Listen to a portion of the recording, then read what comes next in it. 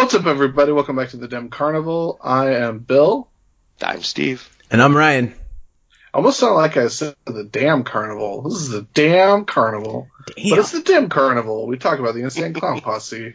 This week, we're talking about the second disc of Forgotten Freshness Volumes 1 and 2. So if the packaging is to be believed, we're talking about Forgotten Freshness Volume 2. We're talking about the first 6 tracks off of it. And we've already covered a few of these tracks before, but they're packaged a little bit differently, perhaps mixed a bit differently.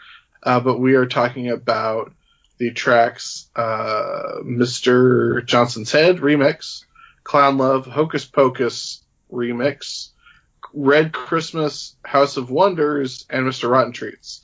So before we jump into the individual tracks, I just want to say I did listen to these 6 tracks on headphones, and it might be the best sounding. I mean, I think it might just be the best sounding 6 tracks that we've done so far on this podcast, because the production is like super on point on all of them, and almost all of these tracks this week have a very, very, very dense, very deep wall of sound going on. All of them have a very atmospheric tone that is being set, and it was a lot of fun to listen on headphones. And of course, as we've covered before, Violent J recommends that you listen to all of their songs on headphones. But I just want to put that in y'all's minds before we start talking about the individual tracks, because there's times that I'm just like listening to like the stuff that these guys did in like 95, 96, 97, and I'm so blown away at like how good Mikey Clark is at making these sounds, and it seems pretty ahead of its time, all things considered, as far as what they're doing here. But anyway, let's talk about the first track, which is the remix of Mr. Johnson's Head, which we have previously covered. But if you haven't listened to this track and you want to do that right now, go ahead and take a listen. And we're not going to have a sound. Oh, right. So you're going to have to pause it. So you were sorry that we're making it be lo-fi this week. Flying by the seat of our pants here, people. But Mr. Johnson's Head, we previously covered this song on... What album was it, guys? Oh, man. So this was on episode way back, on episode number 5. The first episode of Ringmaster. So what I've noticed is I have multiple times, and thankfully no one's ever pointed out because it's such a stupid thing, I constantly have made a mistake of saying Riddlebox when I meant to say Ringmaster, and vice versa. I have done that, and that's why I was like, I almost stuttered there, because I didn't want to fuck it up. But for all of the people who made it this far and listened to those, I'm sorry for all those times that I knew I fucked up. That's nice of you. But you knew what I meant. You knew which album I was talking about. Guys, I know that you may not have a lot to say about this track, but I do want to talk about how, this is the Forgotten Freshness Volume 2 was the first time that I had heard this song, because I had this 2-disc thing way before I had Ringmaster, because, I wanted to have the albums that had $85 an hour on it, which is a song we haven't even gotten to yet.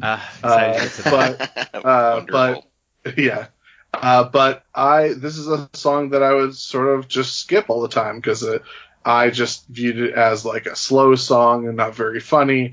But it's, as we talked about on Ringmaster when we covered the non-remixed track, this song is awesome. And to my ears, at least the end of the song, it sounds like Jay has done some updated sort of lines for this remix, but I could be wrong. That's just how it sounds to my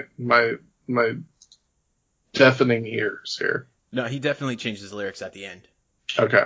Well, at least one line, because that was, if you go back and listen to episode 5, one of my favorite lines. We spent a lot of time talking about how they're starting to make the turn towards this kind of like jokiness or whatever. I can't remember what the point was, but that he says that I've got his motherfucking melon. Yeah. It was like a swagger, right? Like they're starting to find a coolness in their suckiness or whatever. Mm-hmm. But they lose that line here. He just says, I've got his head. He just repeats that. Mm-hmm. So I feel like overall the song has like a more serious tone. It's in a lower key, I believe. And it might even be, it's not slower, because I actually timed him out. Like, so this version is actually 3 seconds shorter than the version that's on Ringmaster. Wow. Well, that's because it took 3 extra seconds to say melon instead of head. Right. But then another thing that's different is they keep the same teacher, Mr. Felcher, but now it's being voiced by Legs Diamond. Yeah. And what's interesting is I gotta say that Legs does great, and I knew this song from Ringmaster, but I never really listened to Ringmaster that much. When this album came out, I listened to it a lot, and especially the second disc because of $85 an hour. Right. So I just would listen to this song a lot, and I like this version much, much better. And I remember even after having listened to it for a long time and not having listened to Ringmaster, going back and listening to Ringmaster and being like, oh yeah, this version sucks. Like, well, it doesn't suck, but it's way worse. Like, this one's much better. I really agree with you that it's got an overall much better mix. It's got a much more rich sound, like a much more developed sound.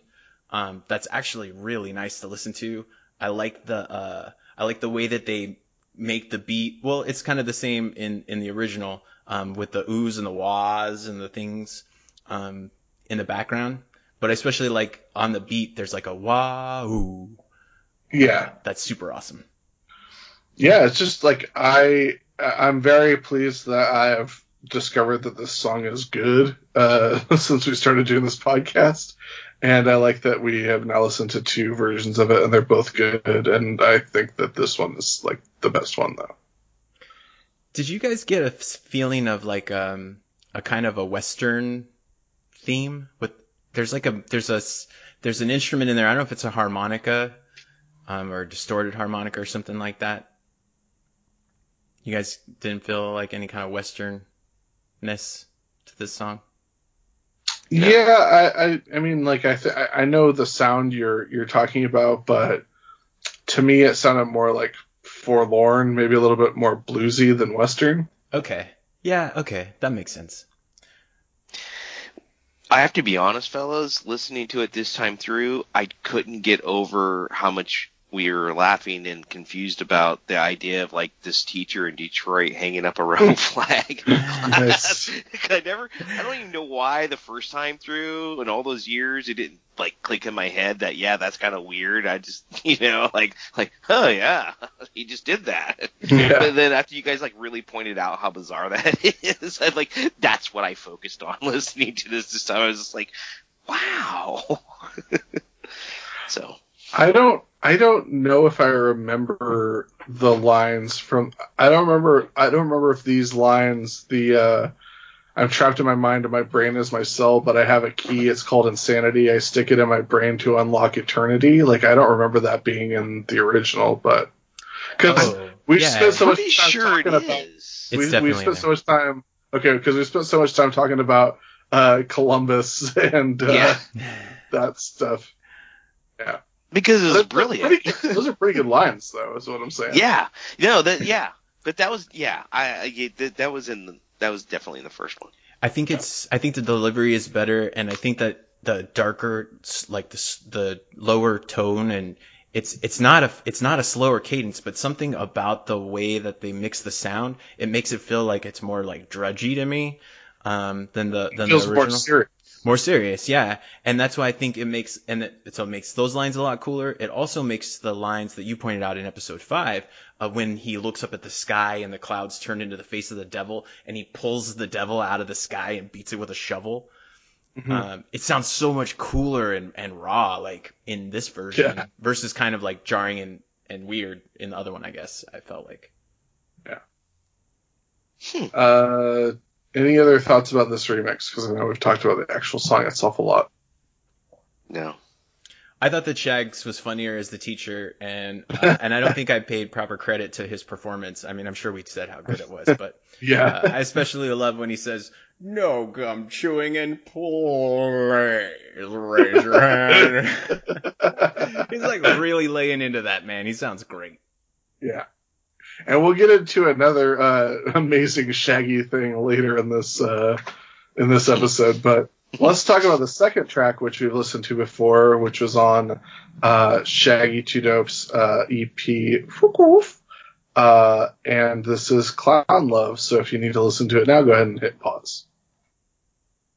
I'm sure that we don't have much to add to Clown Love that we didn't talk about the first time, but I do want to say once again, listening to it on headphones, I'll never stop being blown away by how good the tracks off sound, because of how bad that cover art is, and I just always expected it to sound like it looked, and to sound like dog beats or something, just like super duper shitty bad stuff, but it's such a good sound, like some goofy 90s garage punk band. Yeah, everyone should, if you want to hear us talk about this song, you should go back to episode number 9, and we will talk about it at length.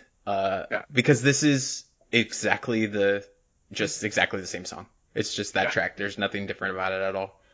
Okay.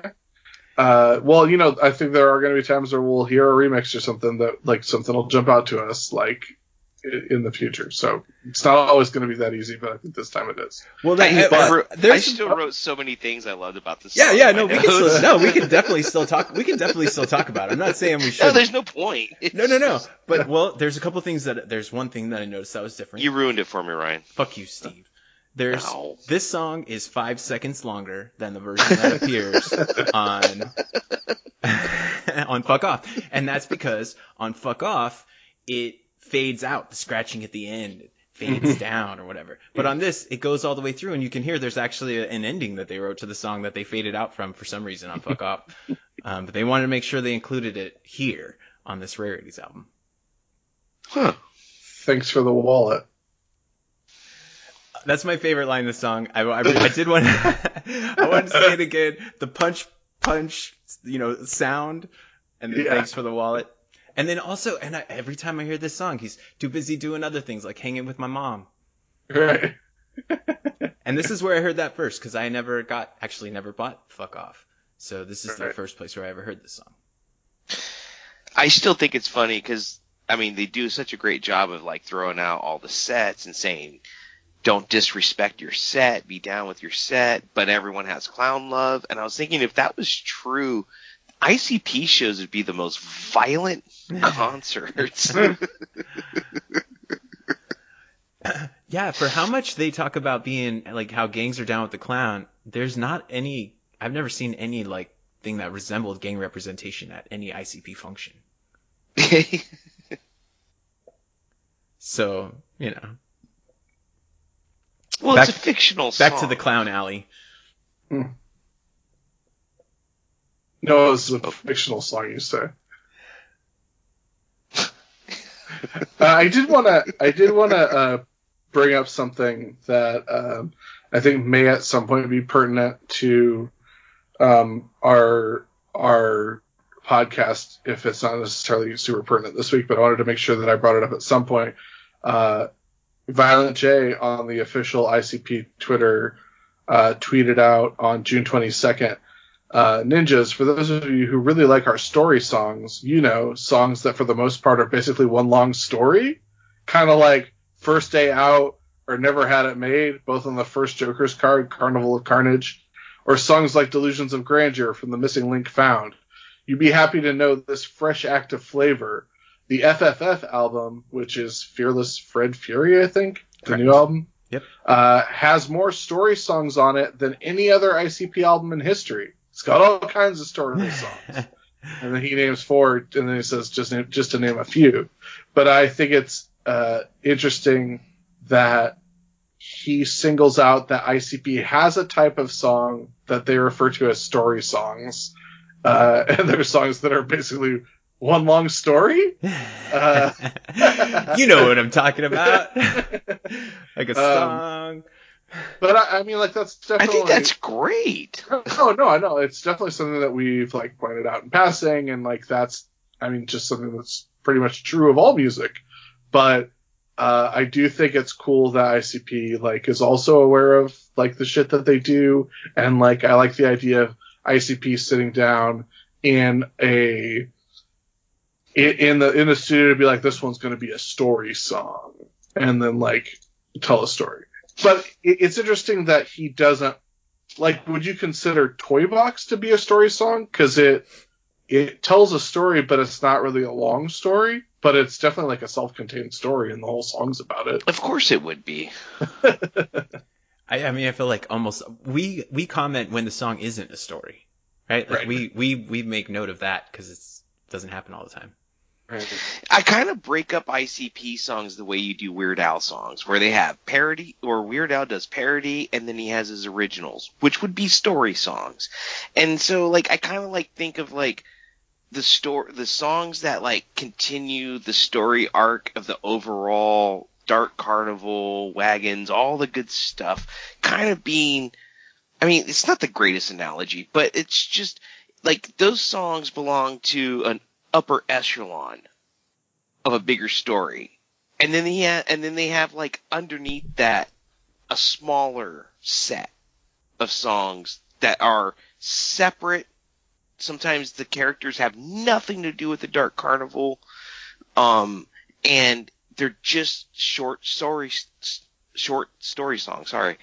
And linking that back to Weird Al, since I said that, you know, like parody songs, and then he has those great story songs that he has that have nothing to do. Sometimes they might parody a genre of music, but they're still separate. They're not like an actual parody of any particular song. And so that's how I see ICP. You got these two echelons of categories of songs. Yeah, but the thing is, like, going off of what Violent J said in these tweets, it seems to me as though they don't count Dark Carnival mythology songs as story songs. Right. I think. Yeah, I agree. Yeah. Okay. Yeah, I agree. Yeah, that's what I thought Steve was saying. Oh, I see. Okay. Yeah. A mistake. They might fall into something that would happen as an offshoot, as a tree branch in the stories of characters out of the Dark Carnival overarching story. But some of them aren't. I mean, especially thinking of like later albums, and maybe it was like on The Storm? Was that what that was called? And I think the song is kind of basically the retelling of the Kent State Massacre, with the guy being on the clock tower. The tower. The song's Clock Tower, the tower. It's called the tower, yeah. It's called the tower, yeah. You know, completely offshoot, even though in the video he's dressed as Violent J with camo. Yeah. Shooting from the tower. But, you know, I mean, it makes sense in the overarching storyline of ICP, but it's just an offshoot story that has really nothing to do with anything. I think that's brilliant. And I think that, you know, doing stuff like that is what makes, you know, you be able to continue to keep an audience interested with your double, kind of like, you know, like a Spider-Man comic book, where they might string along almost a whole story for 6 months, but then there might be offshoot stories in that storyline that have nothing to do with the main story. Mm-hmm. I wonder how long it's going to be before we get to hear this album. Wow. Because I read that same tweet, Bill, and I made a note because I wanted to talk about it here, and so I'm glad you brought it up. And it made me, you know, I saw with the imagery that I had seen of that album, just the cover art, I wasn't like really stoked. I was just like, I don't know what to think of this or this character or whatever. I don't know. But now to hear that there's going to be a lot of stories on the album, it makes me really wonder, okay, so like, what's this dude's backstory? And how does he fit in? I'm actually excited to hear the album now. Nice. And for those of you who are listening to this podcast the week it comes out, 3 weeks to the Gathering of the Juggalos, the 19th annual Gathering of the Juggalos. So maybe some of you are going. Probably not. It's today, Bill. It's going up today. Oh, no, I know. I'm saying to those who are listening, if it comes out this week. Today. Brian. Do I not understand what you're saying? Yeah, you don't understand what I was saying. Because people might not be listening to this the week it goes up. They might be listening at a different time. I guess I was just saying, like, if you're listening today, that's what I'm saying. Like, if you're listening today, they would know if it was today or not if they were listening. Okay. So no matter... I'm holding up the paper today. So no matter when you listen to this podcast, if you're listening today, it's 3 weeks from whenever you're listening to it. So because the Gathering of the Juggalos is a state of mind that's always 3 weeks away from when you're listening to something. That's right. All right, but Ryan, I'm at the whim of the Whipstock, Bill. You said Immortal Technique is playing Gathering of the Juggalos, but I think what's more interesting to me is that both CKY and R.A. the Rugged Man are playing Gathering of the Juggalos. Yeah, R.A. the Rugged Man. And R.A. the Rugged Man is like now R.A. the Smooth Man. Oh. He looks a little cleaned up, a little washed up when I saw him. He's still great, though. And I'm bummed that we didn't see one of the ICP shows where R.A. the Rugged Man was opening up, because he's awesome. Oh my God, Bill, I'm going to thank you so much, because R.A. the Rugged Man is a link to Sadat X. And when I brought up the Western theme back in Mr. Johnson's head, just because because I thought of that, and it made me think of Sadat X. And Sadat X took me on this long rabbit hole of YouTube videos from 90s hip hop, and I just want to shout out a bunch of names of cool bands that I listened to. So first I thought of that whole Western theme. So Sadat X had an album that came out, I think it was called Hang 'em High, where it was like kind of, he took a lot of Western samples or whatever, and they even did like black and white gunfighter videos and stuff. It was really cool. There's a Midwest rap group in the 90s called Crucial Conflict. They were awesome, and they did a song called Cowboys and Hay, Smoking on Hay. That was a rad song. And then, so Sadat X did Hang 'em High, which was with DV Alias Christ, and DV Alias Christ I knew from Smooth the Hustler and Trigger the Gambler, two really awesome, brother rappers. And that led to, the Fab Five, OGC, Helter Skelter, that whole crew. Just really, really good. If you want to, I don't know if anybody cares or has listened to that stuff before, but like Helter Skelter, La Fleur, La Fla, Eshkoshka, actually that's the Fab Five. A tremendous song. So listen to Hey from Crucial Conflict, Smooth the Hustler, You My Brother Right. That's a good one. If you can find any tracks by DV Alias Christ, that guy has an incredible sound. Super rad. How do you find music like that, sir? I actually heard of all of these bands from two places. From Robbie, the guy who introduced me to ICP. I don't know how he used to like read magazines, mostly like Vibe magazine. So Vibe and Rolling Stone. So we would like look up artists and then try to, or like look in the liner notes, and then go try to find those records for whoever they thanked in their liner notes.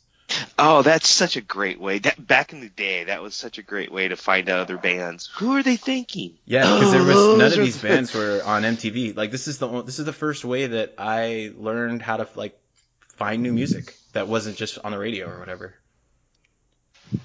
But my bigger question is, how can I hear that music now? Oh, can you find it on YouTube and Spotify and stuff? Yeah, yeah, definitely. Oh, yeah, I listened to all this shit for like 4 hours the other night. Nice. On YouTube, all on YouTube. It was great.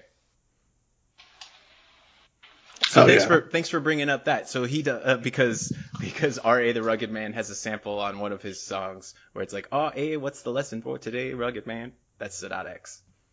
Yeah, he's very good. You should listen to his first full length that came out. It's really fantastic. Thurston Howell III, is that what it's called? No, that was an album by Thurston Howell III. What was the name of the rapper? Oh yeah, no, I'm confusing those two guys. Yeah. Yeah. That's also a great album. It's true. But let's talk about Hokus Pokus remix. If you haven't listened to that, go ahead and hit pause and listen to it now. Guys, what do you think about this Hocus Pocus remix? I think it's superior. You think this is better than the original Hocus Pocus? No, I don't. No, it's not. But How I do dare you? I like that it. I like that he added the intro. So I like the whole intro part, but I don't like the change in the production of the music. Like the original, if it wasn't such a jarring start, which if you listen to the whole album is fine, right? Because the tracks flow into each other. We talked about this on episode 17. So you can go back and listen to that if you want.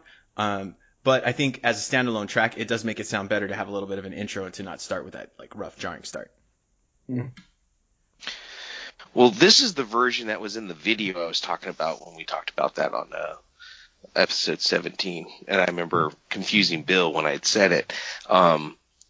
Because I don't even know how I saw a video. Maybe it was when I bought that tape. Remember that tape? What was the... Shockumentary? The shockumentary? Yeah, the shockumentary. Was this video on that tape? It probably was. Yeah, probably. And so, I mean, I never associated the song with this version, but when I talk to other, like, and when I say other people, I'm talking like a really small handful of people from Bill and I's hometown that would have known of ICP. They knew this version better because of the video, and they liked it better than they liked it from Malenko. And I always thought that was weird because I like the Malenko version better. Anyways, I just think it's interesting to have a song that takes all of the like clown elements out of an Insane Clown Posse song, like taking away like the carnival music and the calliope and stuff, like, and just making it like a straight non circus themed song. Yeah, they just turned it into a very, this is a 90s rap song, Mm-hmm. which was good because I liked the rap songs that kind of sounded like that of the time. Sure. Like, I couldn't tell you the name of those songs, but I remember I like kind of jump around, I guess. Yeah, you got the squeal in there that I spent way too much time talking about. Yeah, yeah. Well, then it was like a hit in Europe or something, right? It was like a number one. Yeah. Yeah, well, I mean, I don't know about number one, but it was a hit. This song was? This version? This version, yeah. This specific version. I think it was like number 30 or something. Like, but very, very respectable. God, the Europeans just know it, don't they? They do know it. It was number 53 on the UK singles chart. Okay. 1998. I gave them a little bit. Well, they made, that's pretty close to in 99 or 2000 when they made it to like number 13, getting close to the top 10 on the TLC. Yeah, well, like the UK singles in 1998, I'm sure that like at least 40 of those were like Spice Girls tracks that they had to compete with, so that's rough. It was tough. It was tough yeah, time. that's rough. Oh, I tell you. Now I know why tigers eat their young. I bet with this single you get a free bowl of soup. Do you guys have any further thoughts on the remix? No. I like it. All right, well, if you want to hear about Hocus Pocus, go listen to episode 17. It's not like that number has any good connotations or anything. Right. But the next track is, in my opinion, far and away, Shaggy 2 Dope's crowning achievement of the week, possibly his crowning achievement so far on this podcast, but we're talking about Red Christmas, so go ahead and hit pause and listen to that now. So this song is from A Carnival Christmas, the EP that Santa's a Fat Bitch also is on, and this is Red Christmas, and it features Shaggy 2 Dope as a crooner who's hosting some sort of Christmas special, and it's sort of he never really does this character again on anything, but it's really good, and he's just crooning his heart out, singing some slightly different versions of some classic Christmas songs you may have heard.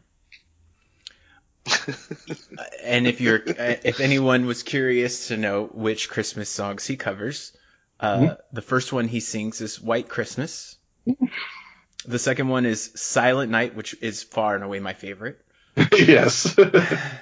And then later, in a verse, I think it's incorporated into the song. They, as a duo, they covered Jingle Bells. Mm-hmm. A version of Jingle Bells. But to me, that was the main thing that stood out to me about the song, was how awesome Shaggy Two Dope was as this awful, old fogey adult contemporary. Well, what it read like to me, because there were applause breaks whenever he would sing, it struck me as like an old like 60s or 70s like Christmas special, like live Christmas special, or Christmas special on TV in front of an audience, like one of those, like, Dolly Parton and Kenny Rogers Christmas, or like, It's like Scrooged.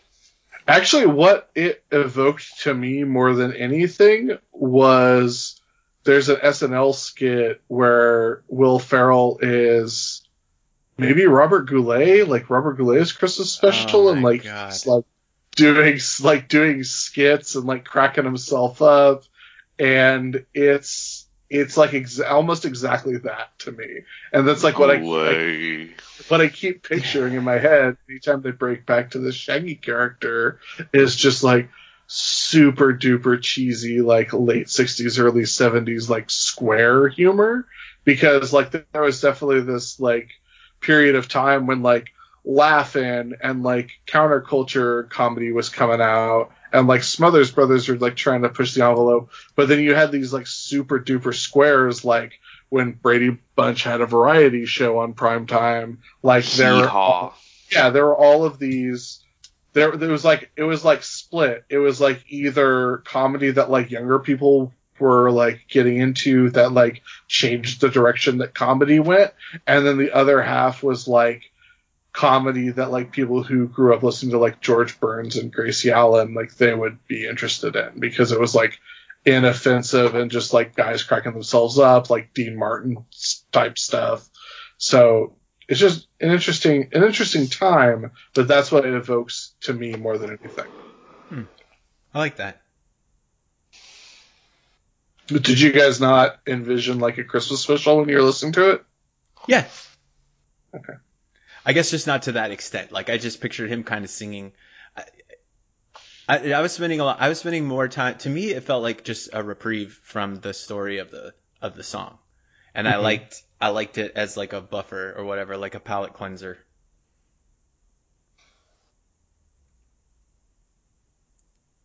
And the story in the song, although it's not a story song, I don't think, is that he accidentally kills Santa Claus. Mm-hmm. Oh my God! Okay, no. No, Santa Claus beats his ass at one point. Santa Claus fucks him up. All right. Santa don't miss. He's strapped. He's shot. Okay, so Violent J is gonna make this excuse of that it's Christmas to be able to break. He's gonna dress up like Santa so he could break into people's houses. Yeah, my first note is serial killer Grinch. Well, we can't prove the Grinch wasn't a serial killer. Okay. Well, I thought was something interesting, or that I thought was interesting that I noticed, is that there's a big difference in tone between the Violent J's verse and Shaggy's verse, and there is also a twist with each story. Each story has a twist. So Jay is going to burglarize these people's homes. He gets stuck in the chimney trying to slide down, but then he figures his way out. And when he gets in the house, he hears the toilet flush, and out comes the real Santa Claus. And then they get in a fight, and Jay gets his ass beat. Yeah, my second note was Santa taking his shit. Right, Santa's using the facilities. He already ate up all the cookies. And now he's going to go read the newspaper. He's lactose intolerant. Right. Okay. So then, and then in Shaggy's verse, like Bill just said, he makes a friend for himself. It's so cold, which I think is awesome, man, that he's homeless and he's freezing. So he's going to make a snowman to keep himself company, make himself a friend.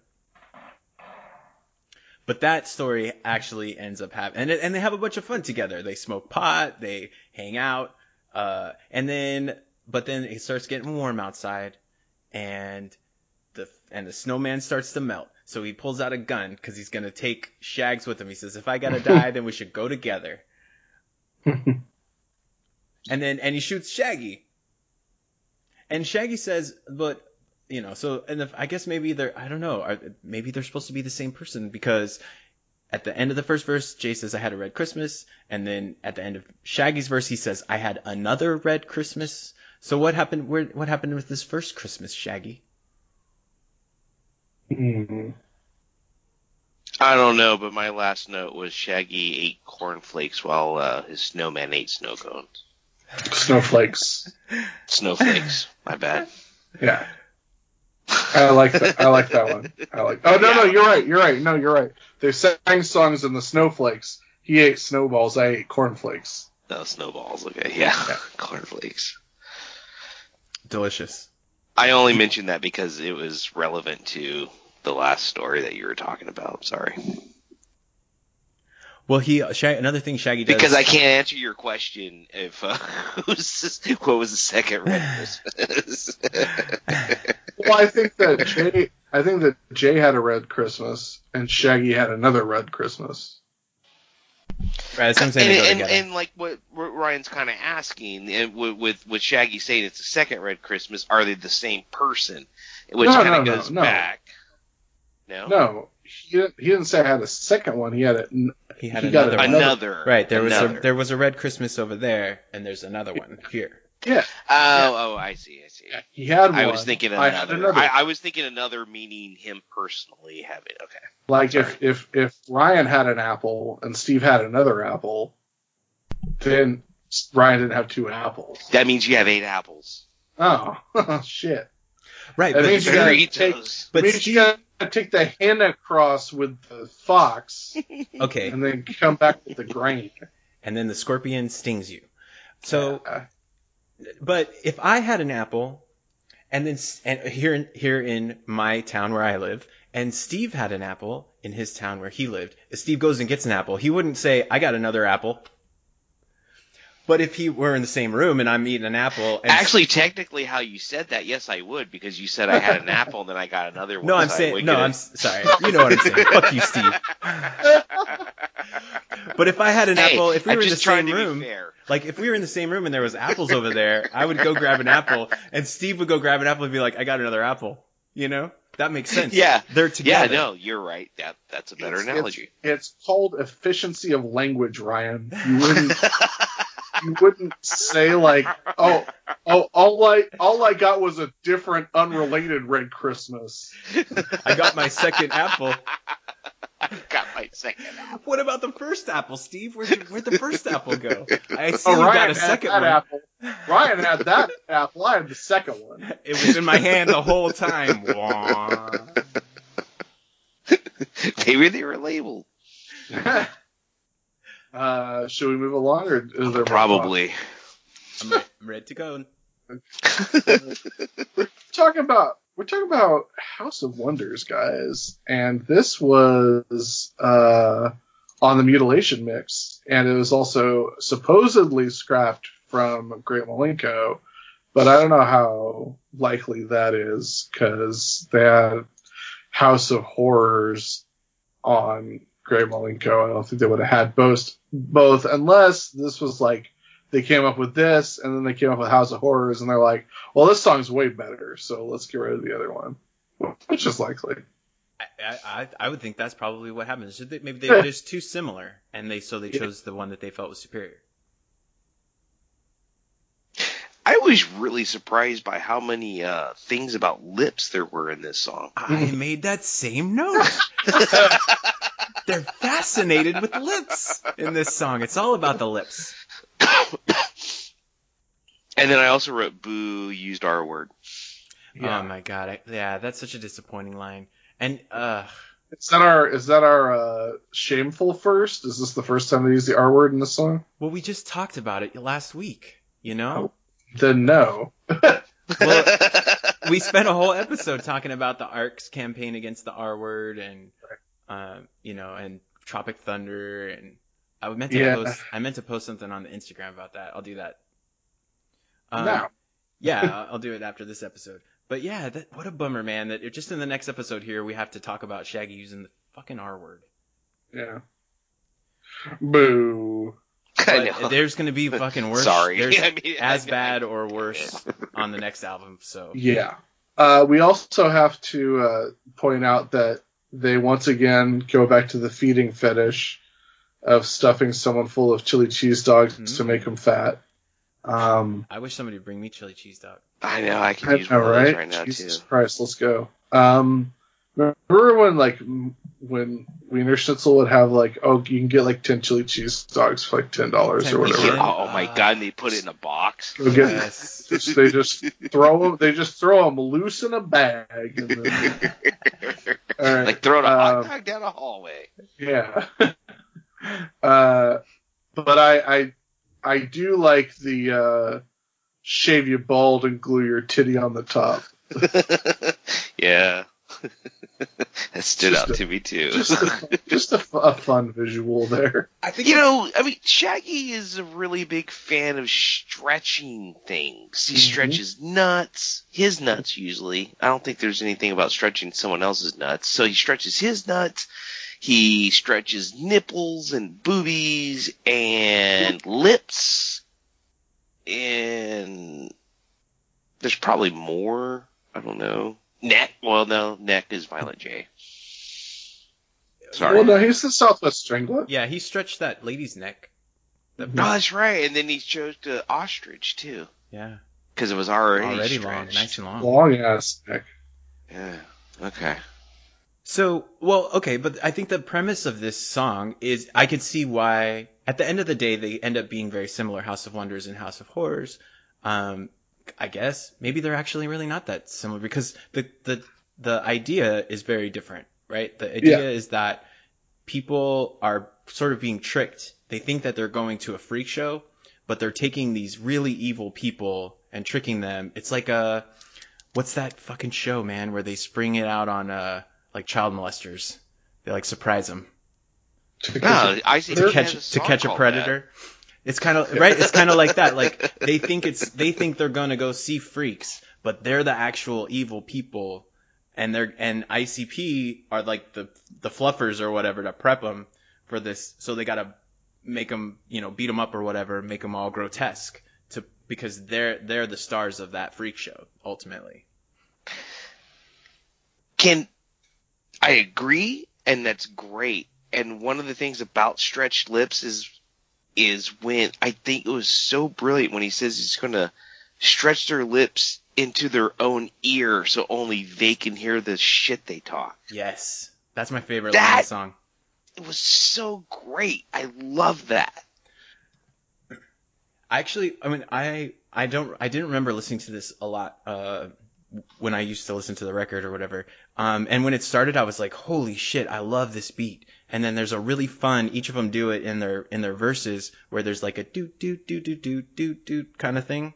And they do a cutesy little voice thing to go along with that same meter. And it's really, really fun. And so I thought when I heard this, I was like, oh, maybe this is my favorite song this week. Huh. Yeah. But not for me, but yeah, I could see that. It's a great song. I'm not a super big fan of the chorus is the only thing that kind of brings it down a little bit for me, which it's not that it's bad. It just feels a little bit disjointed from the other part of the song. Wow. Second to my last note was really love the music and very cool chorus. That's what I'm saying. I just feel like it doesn't, I don't know, man. I don't know. I feel like it doesn't fit exactly. I really like it and it's Legs, right? That's singing. I think it sounds great. I do like the Yeah, that was in there. Yeah, the freak show. I also part. My last note was I love the scratching. Yes. There's some epic scratching in that song. There is some good scratching. Great scratching. The best. So another thing that I thought about this song is that, especially in Shaggy's verse, I can't remember which episode it was, just within the last couple of weeks, I talked about how you can never really tell how they ultimately feel about something because they say that they like something, but then they say it in a way that is derogatory towards it, I guess. And I feel like Shaggy really does that in this track, where he's saying like, remember the ugly girl that you laughed at, right? Like, I'm doing this, I'm torturing you because you laughed at somebody, but he also calls her ugly, the person that he's supposedly defending. And he says that after he makes this woman look really grotesque, that she looks like this other woman's mother, so now he's disrespecting her mother. The woman that he's defending, you know? And they do that a lot, you know? Good intentions. That's what the road to hell's paved with. Yes, I was about to say that. Thank you, sir. I thought it was fun. Yeah, it's a great point because, you know, they kind of do that a lot. So, no, maybe not a lot, but because you would have pointed it out quicker. But yeah, it's a common mistake with the type of mistakes they make in their music. How about that? Right. Yeah, man. I think that's an excellent point. I think that ICP, you know, they're capable of critical thought, but I think that they just don't really, it's not that they just ultimately don't care to think it through. Like, they're smart enough dudes to understand how shit works, but they just don't, you know, they're just, fuck it, man. I'm cool. Like, everything's fine. Yeah. Is this the first song where Jump Steady is in canon complicit in their murders? Ooh. Wow. Because I think prior to this song, he's just like said shit, or they like just name drop him. Well, he tagged ICP by the train tracks. Yes, that doesn't mean he's complicit. but that's a crime. That's not just talking. No, I said in their murders, like. There's a huge difference between tagging something and murdering something. I misunderstood. I thought you said he opened the door. I thought you were starting to go into like things that we knew that he had done. Oh no, I'm just talking about like he's taking part in helping them murder people out at the very least. Yes. Or actually, they're not murdering people. Yeah, they're not murdering them. They're just saying like we're gonna shove her out on stage because she's the freak show. Okay, my mistake. But maybe that's something for us to track. Does Jump Steady ever take part in their murders? Or is he just a guy who helps them do other shit? Like Graffito. I think it's interesting that Jump Steady is because like Violent J is not Joe Bruce, right? Right. Or are they the same person? No, I think sometimes they are. So because Jump Steady is the same person as, I can't remember what his real name is. Brother. Yeah. Rob? Yeah, Rob. So Rob is Jump Steady. Jump Steady's not a character that exists in the Dark Carnival. Right. So it's interesting to me that it's mixing reality with the fantasy. It's bringing them together. Like, I think that there's something, like, I think it would be an interesting comic book or something to like portray like ICP as rappers on Earth, like juxtaposed with their personae in the Dark Carnival, as opposed to like most of the literature that's out there, like especially in their comic books, where it all takes place in the Dark Carnival like realm. And that dimension of like they're just part of the Dark Carnival and they come to Earth to kill people. Like, I think it would be more interesting to take a look at these individuals as like people who are rappers in our realm who also have a connection to this other thing. Yeah, we can make that. We sure can. Do it. It'll sell 3 copies. You, Jump Steady, and Nate the Mac. Well, Violent J buys 2 of everything that they do, so maybe he'll buy 2 of ours. Well, I wouldn't do it without their blessing. Right. So you'd have to buy 3. Right. So you guys you mentioned scratching, Steve, and at the end of this track, there is a sample that probably a lot of people recognize, some scratching. But I didn't know if everybody knew the origins of that. It's what the sample is. Oh my God! And that's from a Cold Crush Brothers song called Punk Rock Rap. Nice. That came out in 1982.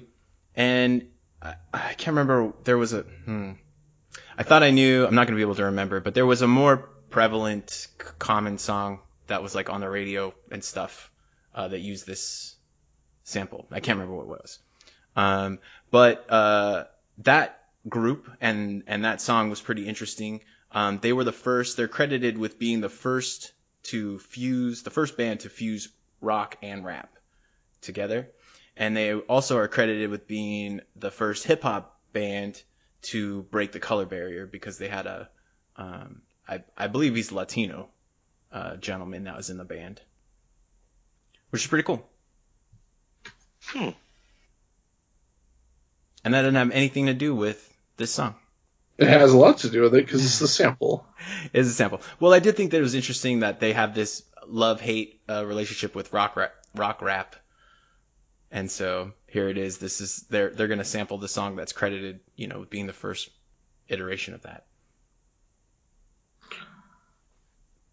I'll tell you what, we're going to talk about an iteration of a Hallowicked song. Yeah. If you guys are ready to move along. So let's talk about our final track of the week, which is Mr. Rotten Treats. So if you haven't listened to that or want to get reacquainted with it, go ahead and hit pause and listen to it now. That's a good sound. So we had talked a couple episodes ago about Dead Pumpkins, which was their first single that they gave away at the first Hallowicked, which is in 1994. This was the free song for Hallowicked 1995. And next week we'll get to the 1996's Hallowicked free track. But this is the track they gave away to everybody who came to the Hallowicked show on Halloween in Detroit. And it sort of immediately follows on the heels of 1994's Dead Pumpkins, which starts with Violent J telling his classroom a scary story. And this one picks right up with him telling the classroom another story, against the teacher's wishes, because he just told a story, and then Violent J gets very belligerent and wants to tell everybody about Mr. Rotten Treats. And I think this is my favorite song of the week. It's definitely my favorite song of the week. Okay. And it actually starts with the actual music from Dead Pumpkins. The scratching outro, the song starts with that track. Which is some awesome dedication to, we made these songs 1 year apart. And we expect you to, already know last year's song. If we get... I don't remember the next... Oh, it's Murder on Military Street, or whatever it is. That's the last one? Halloween on Military? Yeah. Yeah. Okay. I don't remember how that song starts, but if it doesn't start with him being it's the third... I'm telling a third story, Teach, you can't stop me, I'm going to be disappointed. Yeah. Because that's such a clever... I don't remember. Such a clever, fun... I mean, I could only imagine if you went to the first show, you got the cool CD, you're obviously going to the second one, and you put it in, and it starts with right where you left off last year. That's such a cool fucking thing to do. These guys have such great ideas. It's true. It's like they're good at this. I love this idea. I don't like this song. Oh, what? Steve. Dude, Steven. Guys. So I have a few notes. I did like the intro because I liked how it started off being the second song from that, and I thought that was cool, and I wrote that down. And I've heard this song before, but I haven't heard it in years. And so I don't like the music, boring pace like a lot of songs off their older albums. And then I wrote bum bum boom ba bum bum boom ba ba ba ba boom ba ba bum bum boom, because that's how all those fucking songs go. It doesn't matter what lyrics you put in there. Trick or treat. They all just fucking fit there. Bum ba boo ba ba boo ba ba ba ba boom ba ba ba ba boom. That's it. They just fucking put different words in it, and then like make a different little scritch and scratch there, and a sound like a crow or something else in the background.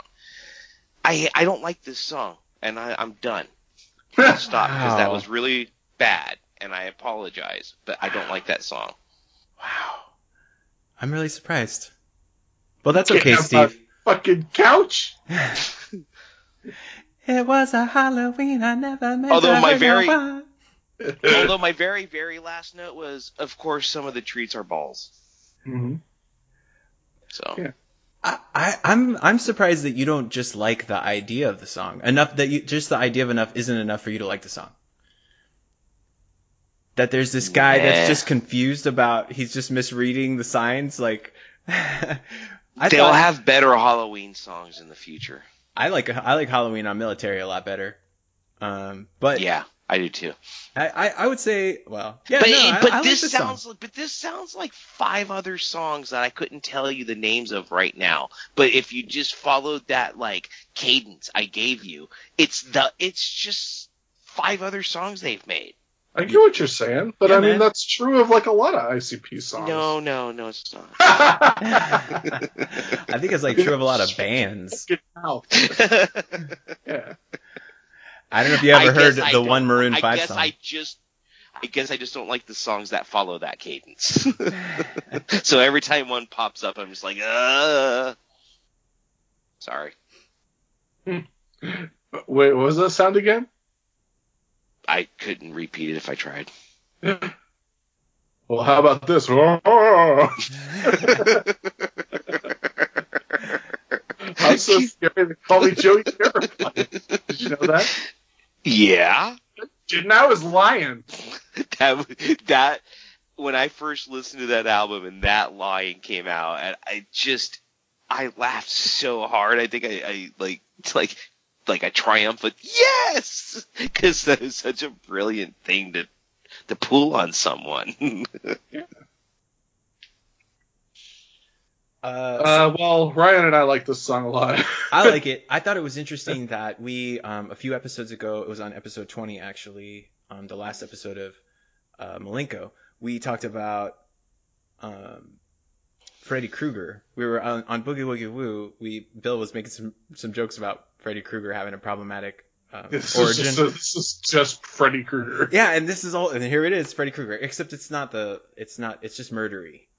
But no, it is. Well, I mean, it's Freddy Krueger with the child murder and not necessarily the child molestation. Right, that's what I'm saying.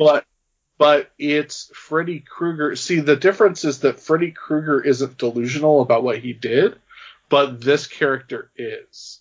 Like, he's like, well, they burned me just because I like to murder people. Like, what the fuck? Like, it was all in fun. Like, what am I supposed to do? Like, so I get what Steve's saying about the trick or treat part, and it's like plotting, but the part where it's like where you were saying, Ryan, it was a Halloween I never meant to have no one, like that's pretty original to an ICP song, like that cadence and that voice and I also love that every time he returns to that, he loses control on the what was I supposed to do, and it gets like in classic Violent J fashion, it gets ramped up more and more throughout the song.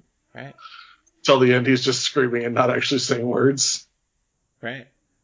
Yeah, and I like that there's a transition from like it starts with after he dies, he goes to the other side, and then he comes back from the other side. I like the way that they structure the song with that. And it made me think of, I guess it was 2 weeks ago, we talked about you mentioned one of the lyrics where he says it's the night before Halloween, so the whole town's on fire. And you thought that maybe that it represented some kind of a fantasy world or like alternate reality that the whole town was on fire. Mm-hmm. But I think that we didn't give proper, if anybody's like from the East Coast, then what we don't have in California is Devil's Night, which is a big thing in Michigan, where the night before Halloween, all the like teenagers and stuff go fucking crazy and actually set fires and do a bunch of vandalism and stuff like that. And it's what killed Brandon Lee. And dude, oh my God, thank you. Yes. So I was listening to that and I was like, holy shit. Yeah. Devil's Night. I want to make sure to talk about that. I was like, holy shit, The Crow. And I fucking watched The Crow, man. And that movie's fucking good. That soundtrack is really good. That movie holds up. That movie's better than I remember it being. I thought it was okay when I was like 12 or whatever when I saw it. But yeah, it's pretty good, man. There's some cheesy parts. Yeah. But it's good. And I could only imagine what it must have been like in the 90s to be like a teenage goth theater kid and have this movie come out with like 9 Inch Nails on the soundtrack and Helmet. Yeah, it's a really good soundtrack. Just must have been really cool, man. It must have been. Must have been love, but it's over now. Boom, boom, boom, boom, boom, boom, boom, boom. Murder go round, dead body clown. Mm-hmm. Yep. You ain't wrong, Steve. I still love it. Sorry. Man. Yeah. Yeah. I'm sorry. I didn't care for it. So My favorite was Red Christmas. Oh, nice. So, final thoughts here, peeps. Good. Let's do it. What's next week? I'll tell you what's next week, my good man. Next week is the final 6 tracks off the second disc of Forgotten Freshness Volume 2. So we're talking about Old School Piggy Pie. We're talking about I'm Not Alone. We're talking about motherfucking $85 an hour. Yeah! We're talking about Halloween on Military Street. We're talking about Dog Beats. Yeah. We're talking about Mental Warp. So it's going to be quite the episode, and there's a good chance it might get stretched out into more than one episode. We talked about 3 of these songs already. Uh-huh. And we've recorded for an hour and 2 minutes. Yeah. So enjoy that, everybody. Please, we'd love to hear from you. So once again, Dim Carnival at gmail.com. Check out Dim Carnival on Instagram and Twitter. And I think that's all we have to say about that. So until next week, I'm Bill. I'm Ryan. And make sure that all of your Christmases are not another Red Christmas.